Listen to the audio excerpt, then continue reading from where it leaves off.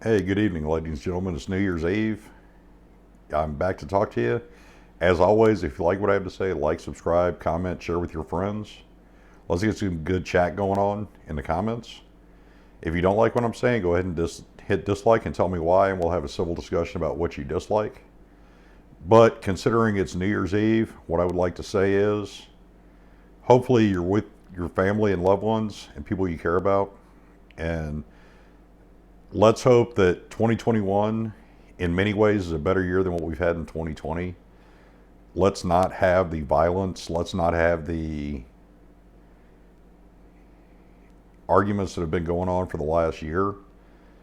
And now moving into a new year with a COVID vaccine, hopefully the world will start getting back to a new normal. It won't ever be the normal it was, but a new normal where we can reopen the economy and people can begin to spend time with the people they care about again, because humans like companionship. So let's go back to that, because it's a definite human need.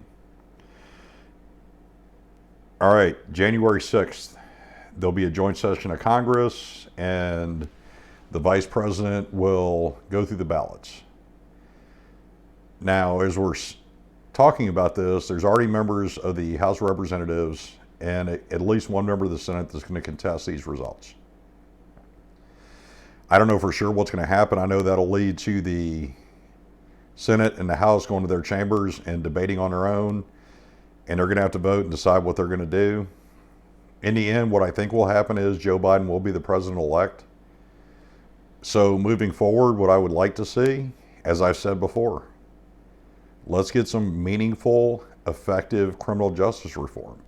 Let's get some effective, fully funded mental health and drug rehabilitation programs started.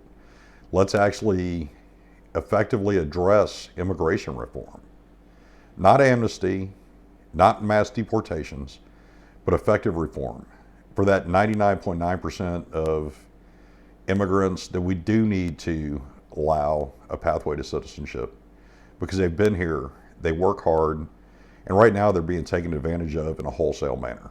So let's fix that.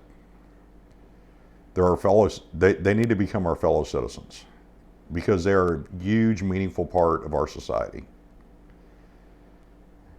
As far as January 6th goes, they're calling for Trump supporters are talking about doing mass protests in the streets of Washington, D.C., which of course will bring counter protesters out.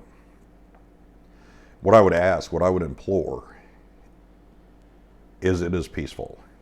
It is signs and flags and maybe some yelling and screaming, but that's as far as it goes. What we don't need to see is more violence, because that violence will accomplish nothing. It will further polarize where we're at. And personally, I don't want to hear either side if they're going to devolve into violence, because that's not what we're about.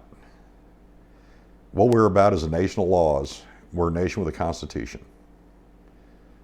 Like it, don't like it that Trump's not going to be president and Biden's going to be president, or somehow it comes out that Trump's president. 4 years from now, you can change that. You can change what's going on in Congress and in the Senate in 2 years. Just keep these things in mind. The violence is what we don't need. Now, some people actually today, while I was actually in the checkout line at the store, the cashier actually said that she had gotten her first relief money. Well, they're still arguing back and forth about the other $1,400. I see it getting approved, and considering they were still arguing about the bill this weekend, and it's now Thursday and people have already received the money, then that's a good thing. The government's actually on it with this and getting money to people who need it, and that's a good thing.